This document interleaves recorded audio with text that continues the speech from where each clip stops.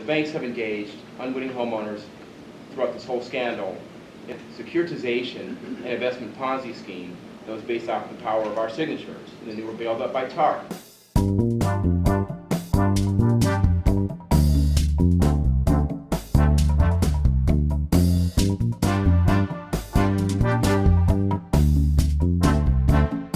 I think, as I stated, I think I am in favor of the bill, having just read it yesterday and put my thoughts together yesterday. But I'm alerting everyone here to the ongoing concerns that we're seeing as to why this bill, I think, is important to help streamline, or not streamline, to make the process more exacting.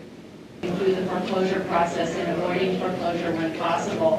There are also pieces included in that legislation that spoke to education and outreach as well as enforcement.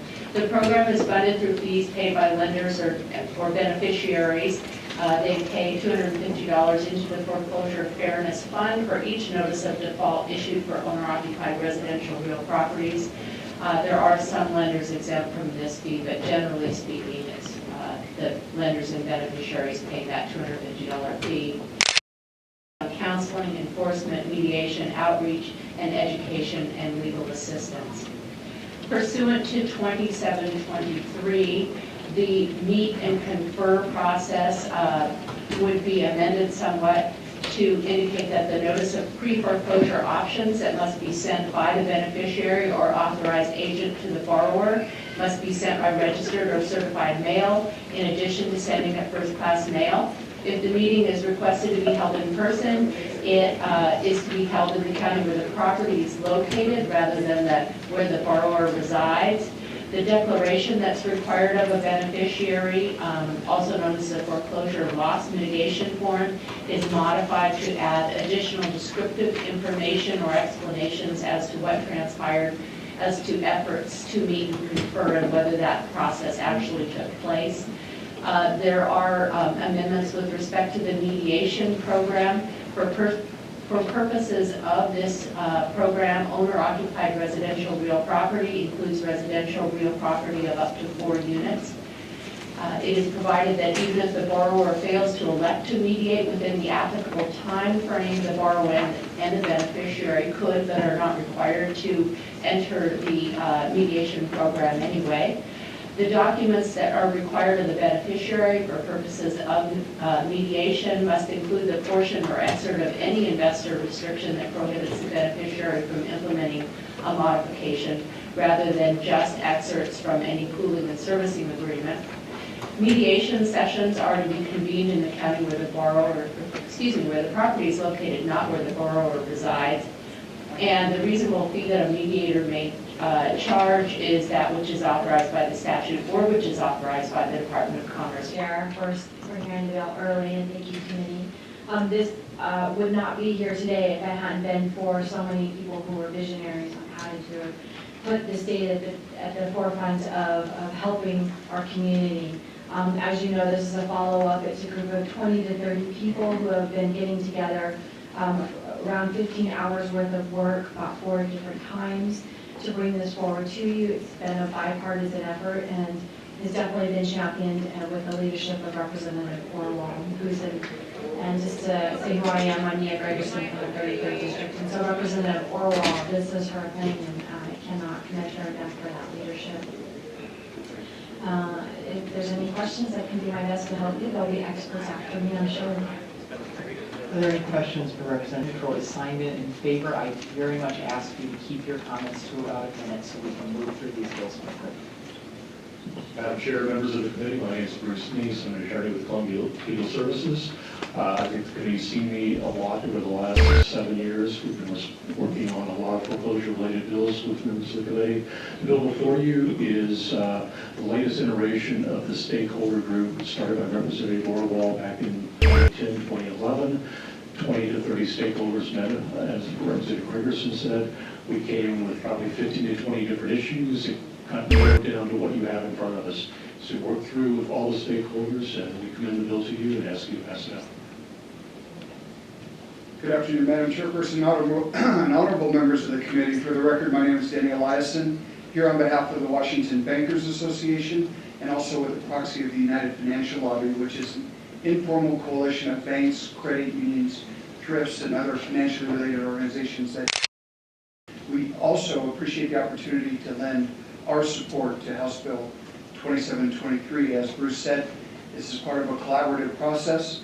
We believe these are thoughtful and important technical changes to the Foreclosure Fairness Act, and we would appreciate your support. Happy to answer any questions.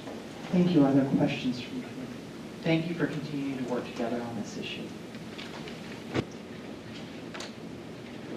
May it please the committee. My name is Christopher King, and I am the owner of Mortgage Movies Journal. And I'm here as a former closing attorney in this industry and assistant state attorney to let you know that many of us are concerned about any proposed changes. Now, we just heard about this bill a couple of days ago, so based on what I've heard this morning, I would tend to be in favor of it.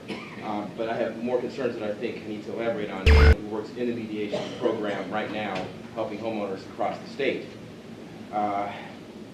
We are opposed, a number of us, and I speak on behalf of a number of individuals and law firms and organizations today, but we are all would be opposed to any changes that would in any way reduce oversight of the banks or of the process. Local attorney Jeff Jarrett and I work at the Financial Revival Group. We help underwater and foreclosure homeowners assert their constitutional and statutory rights against the banks. And every day it is increasingly more difficult because the banks typically thwart the process and engage in bad faith negotiations in the state-sponsored mediation. I'm a personal witness to this. In my own email chain and in my files, I have requested bad faith and I've got bad faith rulings. Just last month, I'm personally aware of 2 such findings against Wells Fargo alone. Wells Fargo also told me if you want to really get loan modification, you need to skip 3 months of payment. So you stop paying 3 months so that we know you really cannot afford it. Then we can help you to make home affordable mortgage. Yes, and now loan modification. And now they turn around and refuse to negotiate in good faith, which is incredible. Oh yeah. Moreover, in covering the courts, I have come into contact with Attorney Scott Stapp, and he just successfully litigated a related issue up in Snohomish County in which the court in Bradburn versus Recon Trust opined that there is no way to believe that Recon Trust may be a neutral arbiter as a trustee when it is a wholly owned subsidiary of Bank of America. So therefore, the prior on-record statements of the industry lobbyist Holly Chisa have no merit, in my opinion, either in law or in common sense. You're a wholly owned subsidiary of the bank that you're policing. You're not inherently neutral. The gravamen would be that you're supposed not to be neutral when your salary is derived from I don't know, and watching the chicken house. Sir, I'm confused about whether or not you're addressing the bill.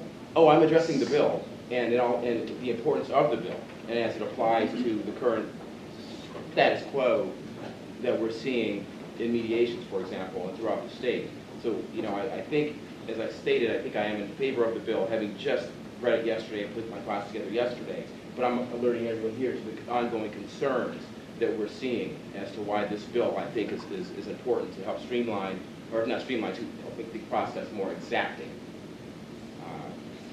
So there are, again, the Staffing Law Firm is currently litigating cases across the state in which they allege that the legislature does not have the constitutional authority to create a non-judicial system for lenders with regard to disputes over title and possession of real estate.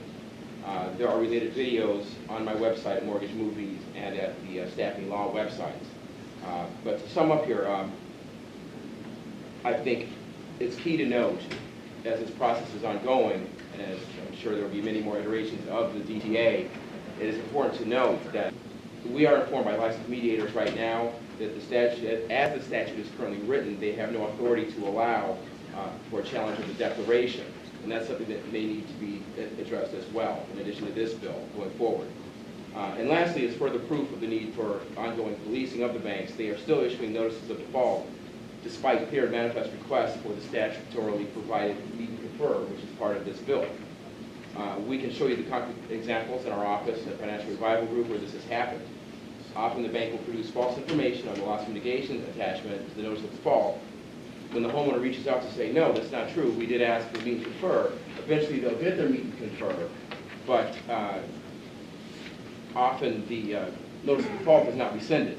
So that's something that going forward, should be watched. The banks have engaged unwitting homeowners throughout this whole scandal in a securitization and investment Ponzi scheme that was based off the power of our signatures. And then they were bailed up by TAR. They received foreclosure insurance in most cases, and whatever payments the borrowers made on the underlying mortgage. Yet and still, too often, we are seeing them refuse to play fair in mediation.